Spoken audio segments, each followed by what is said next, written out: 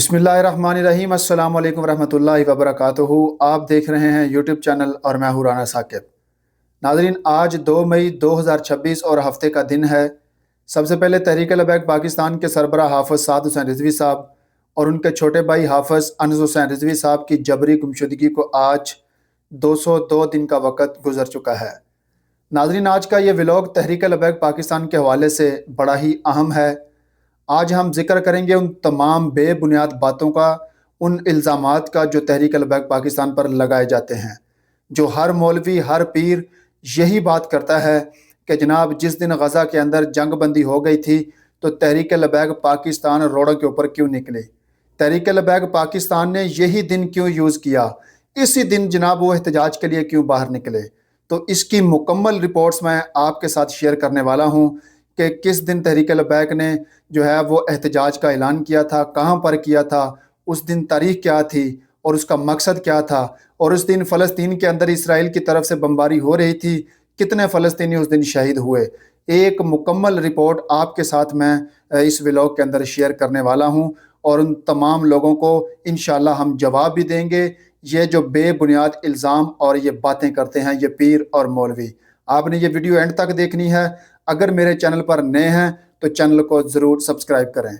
और नाज़रीन, अब बात करते हैं सबसे पहले 1 अक्टूबर से 13 अक्टूबर तक जो इसराइल ने फ़लस्तीन के ऊपर हमले किए उनके बारे में। सबसे पहले बात करते हैं 1 अक्टूबर 2025। गज़ा में बड़े पैमाने पर फ़िज़ाई हमले किए गए इसराइल की तरफ से और यहाँ पर कम से कम 73 फ़लस्तीनी शहीद हुए। अल जज़ीरा ने इसको रिपोर्ट किया है।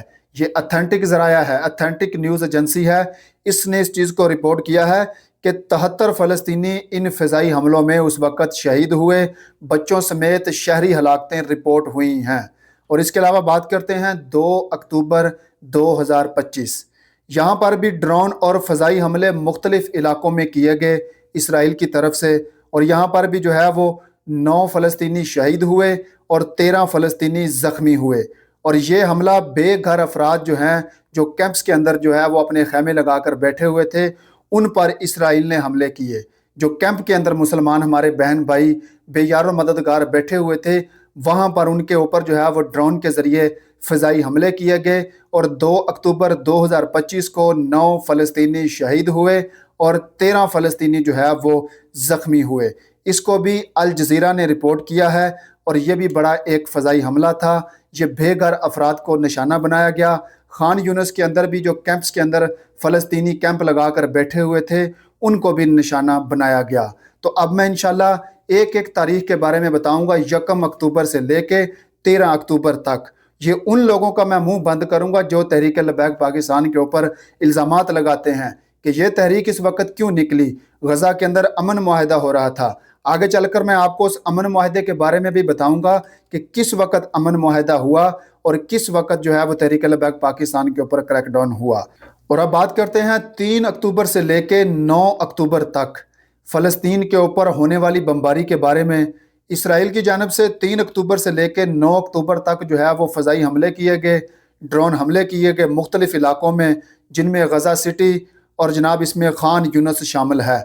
बड़ी तादाद में शहरी हलाकतें शामिल हैं, इनका अदाद शुमार रिपोर्ट नहीं किया गया। बड़ी तादाद जो है वो उसमें शहरियों की हलाकत की शामिल है। और ये जनाब हमले किए गए थे दबाव डालने के लिए कि जितने फ़लस्तीनी, जितने गज़ा के अंदर मुसलमान जनाब मौजूद हैं, वो इलाका खाली कर दें, वो नकल मकानी शुरू कर दें। ये सिर्फ़ और सिर्फ जो है वो जंगी दबाव बढ़ाने के लिए ऐसा किया गया।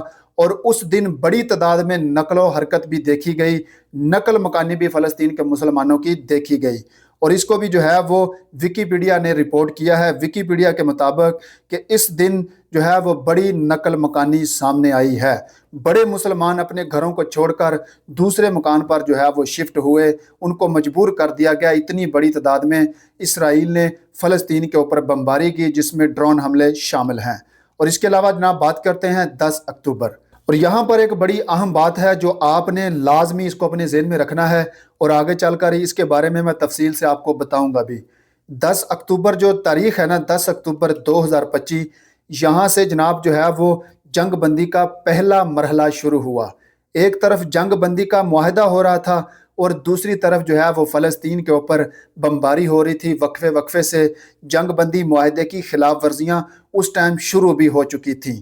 تو یہ جو لوگ باتیں کرتے ہیں کہ تحریک لبیک پاکستان اسی دن کیوں نکلی، جس دن جنگ بندی ہو رہی تھی اسی دن جناب پاکستان کے اندر جناب جو ہے وہ تحریک لبیک کے اوپر کریک ڈاؤن بھی ہو رہا تھا، اور فلسطین کے اندر وقفے وقفے سے بمباری بھی جاری تھی اسرائیل کی طرف سے۔ اور اس کے علاوہ بات کرتے ہیں 11 اکتوبر سے 12 اکتوبر 2025 تک جنگ بندی کے باوجود بھی حملے اور جناب اس کی خلاف ورزیاں ہوتی رہیں۔ چھوٹے پیمانے پر فائرنگ اور ڈرون حملے بھی مسلمانوں کے کیمپس پر ہوتے رہے۔ جو بے گھر فلسطینی نقل مکانی کر کے کیمپس کے اندر رہنے کے لیے مجبور ہو گئے تھے، ان کے کیمپس کو جو ہے وہ 12 اکتوبر والے دن جو ہے وہ نشانہ بنایا گیا، ان کے کیمپس کے اوپر بھی حملے کیے گئے۔ اس کو بھی جو ہے وہ الجزیرہ نے رپورٹ کیا ہے۔ یہ جتنی آپ کو میں یہ چیزیں بتا رہا ہوں، یہ شہادتوں کی اعداد و شمار، تاریخ، ڈرون حملے، یہ سارے الجزیرہ نے رپورٹ کیے ہیں۔ اتھینٹک اعداد و شمار ہے، اتھینٹک جو ہے وہ یہ تاریخیں ہیں، آپ اس کو انٹرنیٹ پر جا کر بھی چیک کر سکتے ہیں۔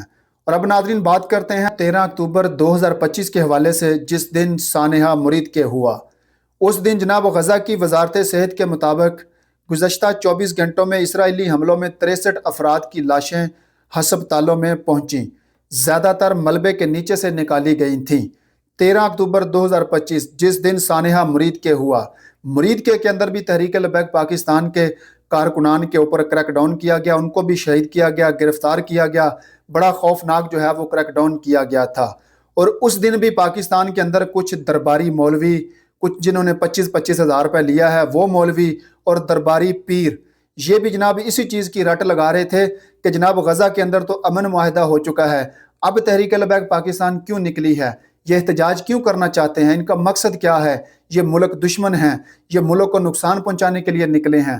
طرح طرح کے الزامات جو ہے وہ اس دن تحریک لبیک پاکستان کے اوپر لگائے گئے تھے۔ تو یہ جناب غزہ کے اندر جو ہے وہ غزہ کی وزارت صحت کے مطابق 13 اکتوبر کو 63 افراد کی لاشیں ہسپتالوں میں منتقل کی گئی تھی، اور اس کو رپورٹ کیا ہے دی گارڈین جو ہے وہ خبر ایجنسی نے، اس نے اس چیز کو رپورٹ کیا ہے۔ تو یہ 13 اکتوبر کی رپورٹ ہے، جس دن لوگ تحریک لبیک پاکستان کے اوپر الزامات لگا رہے تھے۔ اور یہ ناظرین اب میں آپ کو بتاتا ہوں کہ 1 اکتوبر سے لے کے 13 اکتوبر تک کتنی ہلاکتیں ہوئیں، کتنے فلسطین کے مسلمان شہید ہوئے جن کو رپورٹ کیا گیا۔ 1 اکتوبر کو 73 مسلمان شہید کیے گئے، 2 اکتوبر کو 9 اور 13 اکتوبر کو 63 افراد۔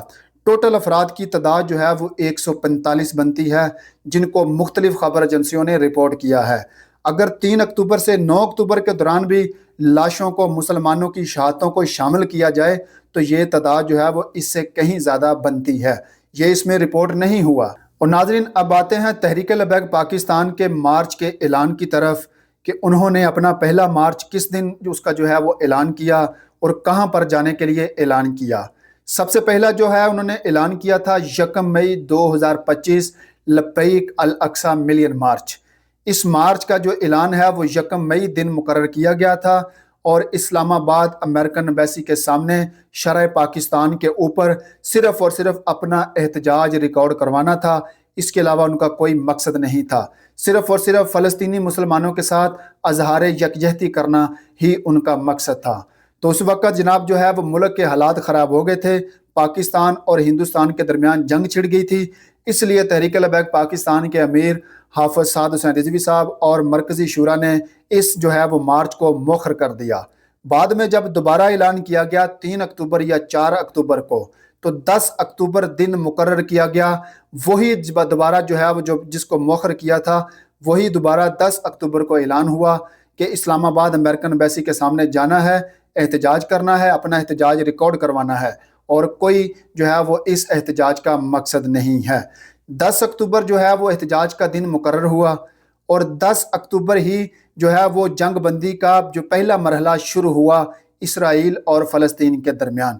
اب یہاں پر جو چیز میں نے آپ کو نوٹ کرنے کے لیے کہی تھی، اب اس کو آپ نے ذہن نشین کرنا ہے اس بات کو کہ 10 اکتوبر کو جنگ بندی کا پہلا مرحلہ شروع ہوا، لیکن تحریک لبیک پاکستان کے مرکز جامعہ مسجد رحمت للعالمین پر 7 اکتوبر کی رات کو پولیس کی جانب سے جو ہے وہ کریک ڈاؤن کیا گیا، جس میں ایک جو ہے وہ تحریک لبیک پاکستان کا کارکن شہید ہوا، جس کا نام سید حشمت اللہ شاہ صاحب ہے۔ بعد میں اس کی لاش کو بھی غائب کر دیا گیا اور اس کی بہنوں کو بھی گرفتار کیا گیا۔ اور یہ پھر جناب 8 اکتوبر سے 10 اکتوبر تک مسلسل تحریک لبیک پاکستان کے اوپر کریک ڈاؤن ہوتا رہا، اور اسی دن جو ہے وہ فلسطین کے اوپر بمباری بھی ہوتی رہی، اور اسرائیل جو ہے وہ جنگ بندی معاہدے کی خلاف ورزیاں بھی کرتا رہا۔ اب اصل مسئلہ یہ ہے کہ جنگ بندی کا جو معاہدہ ہے وہ 10 اکتوبر کو ہوا، اور تحریک لبیک پاکستان پر کریک ڈاؤن 7 اکتوبر کو ہوا اور 13 اکتوبر مرید کے تک جاری رہا۔ اور یہی احتجاج کا دن بھی تھا 10 اکتوبر، اسی دن جناب جو ہے وہ جنگ بندی کا امن معاہدہ ہوا۔ تو آپ لوگ پہلے کیسے اندازہ لگا سکتے ہیں کہ حالات تو بہتری کی طرف جا رہے ہیں؟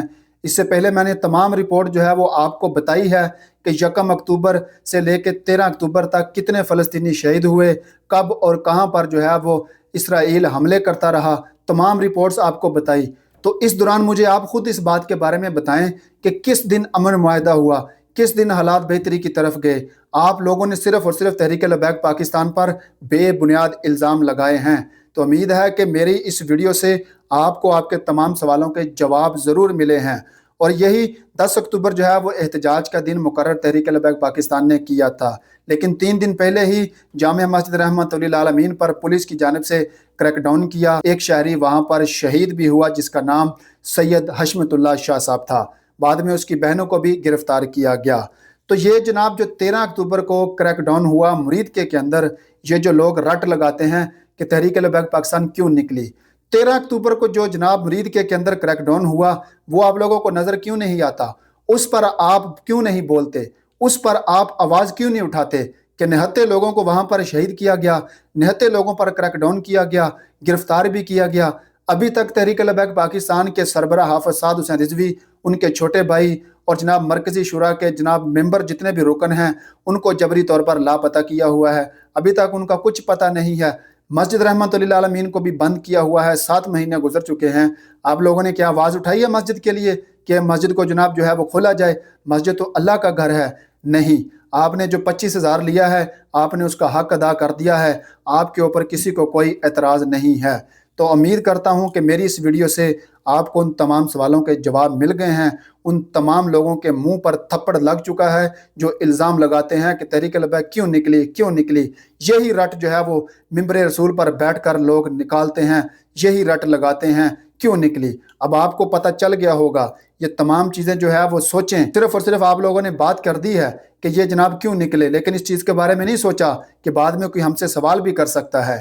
تو ناظرین، یہ تھی آج کی اہم خبر جو میں نے آپ کے ساتھ شیئر کی ہے۔ انشاءاللہ ملتے ہیں اگلے ولاگ میں نئی خبر کے ساتھ، نئے پیغام کے ساتھ۔ تب تک کے لیے اپنا خیال رکھیں۔ اللہ حافظ۔